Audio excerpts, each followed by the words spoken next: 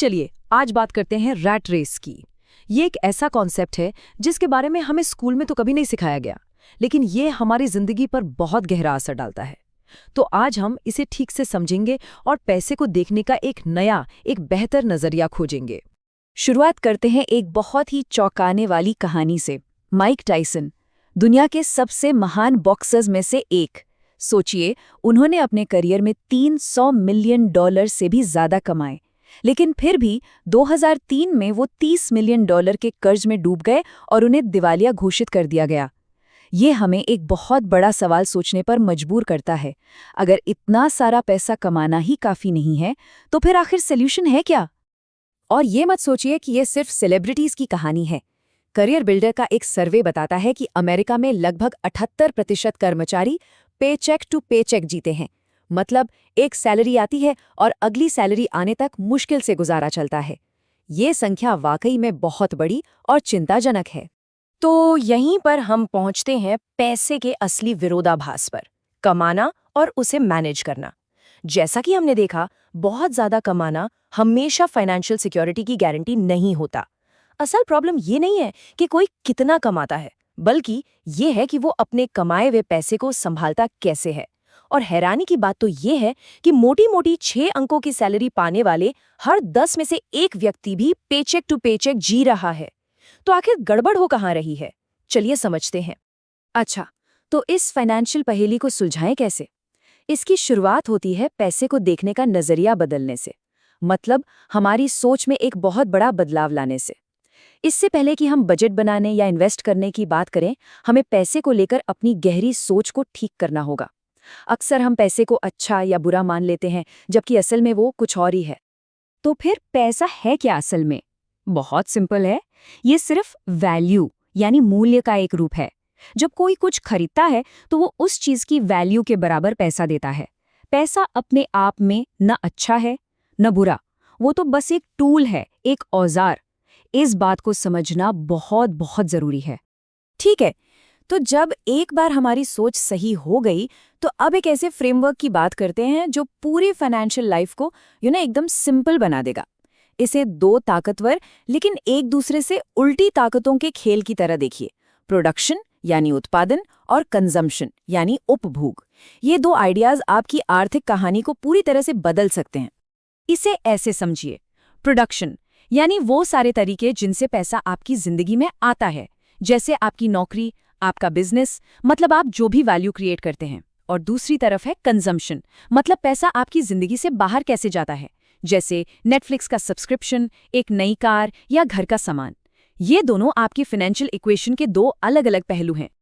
अब देखिए, ज्यादातर लोगों के लिए पहली और सबसे जरूरी लड़ाई अपने कंजम्पशन यानी अपने खर्चों पर काबू पाने की है। कोई कितना भी कमा ले, कितना भी प्रोडक्शन कर ले, अगर खर्चे कंट्रोल में नहीं है तो सब बेकार है। जैसा माइक टायसन की कहानी हमें सिखाती है, प्रोडक्शन का तब तक कोई फायदा नहीं है जब तक कंजम्पशन की प्रॉब्लम को हल ना कर लिया जाए। और ये जो कंजम्पशन की प्रॉब्लम है ना, इसके पीछे एक बहुत बड़ा सामाजिक दबाव काम करता है, जिसे अंग्रेजी में कहते हैं कीपिंग अप विद द जोन्सेस। इसका मतलब है अपने पड़ोसियों या आसपास के लोगों से होड़ लगाना, ताकि हम उनसे पीछे न रह जाएं। लेकिन आज की डिजिटल दुनिया में ये जोन्सेस सिर्फ हमारे पड़ोसी नहीं रहे, वो हर जगह हैं। सोशल मीडिया पर इन्फ्लुएंसर्स की शक्ल में, दोस्तों की शानदार वेकेशन वाली तस्वीरों में, और उन विज्ञापनों में जो हमें लगातार बताते रहते हैं कि हमें और क्या-क्या खरीदना चाहिए। ये दबाव अब 24 घंटे हमारे ऊपर बना रहता है।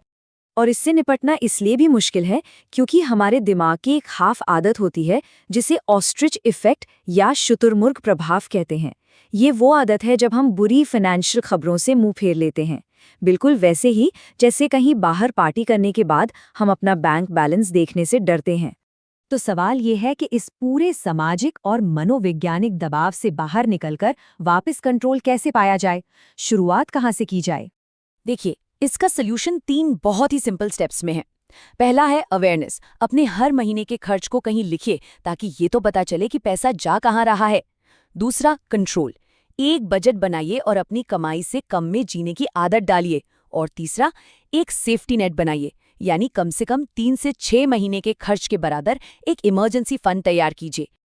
अच्छा, तो एक बार जब कंजम्पशन यानी खर्चों पर कंट्रोल आ गया, तब बारी आती है समीकरण के दूसरे हिस्से की, यानी अपने प्रोडक्शन, अपनी इनकम को कैसे बढ़ाया जाए। अब देखिए, पैसा बनाने के मोटे मोटे तौर पर दो रास्ते हैं। एक है फ्रुगैलिटी का रास्ता, यानी खूब बचत और इन्वेस्टमेंट जिसका लक्ष्य होता है जल्दी रिटायर होना। और दूसरा रास्ता है बड़े स्केल पर वैल्यू क्रिएट करने का, मतलब एंटरप्रेन्योरशिप का। इसका फोकस होता है समाज की प्रॉब्लम्स को सॉल्व करके पैसा कमाना। और सच कहूं तो प्रोडक्शन बढ़ाने का सबसे जबरदस्त तरीका यही एंटरप्रेन्योरशिप वाला रास्ता है। मतलब मार्केट में कोई प्रॉब्लम ढूंढिए, उसके लिए एक सोल्यूशन बनाइए और उसे बड़े स्केल पर बेचिए।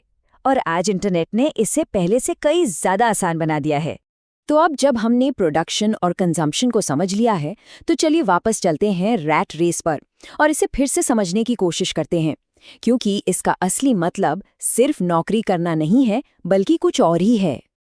असली रैट रेस वो लाइफस्टाइल है जहां कोई भी इंसान फाइनेंशियली बिल्कुल कगार पर जी रहा हो, जहां एक सैलरी भी मिस हो जाए तो दिवालिया होने की नौबत आ जाए।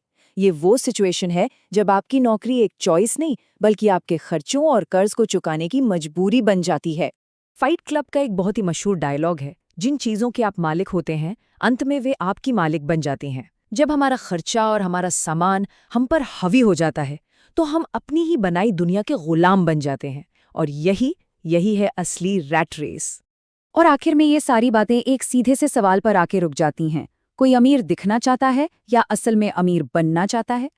अमीर दिखना कंजम्पशन से आता है, जबकि असल में अमीर बनना प्रोडक्शन और समझदारी भरे फाइनेंशियल मैनेजमेंट से आता है। चुनाव हर किसी को खुद करना है।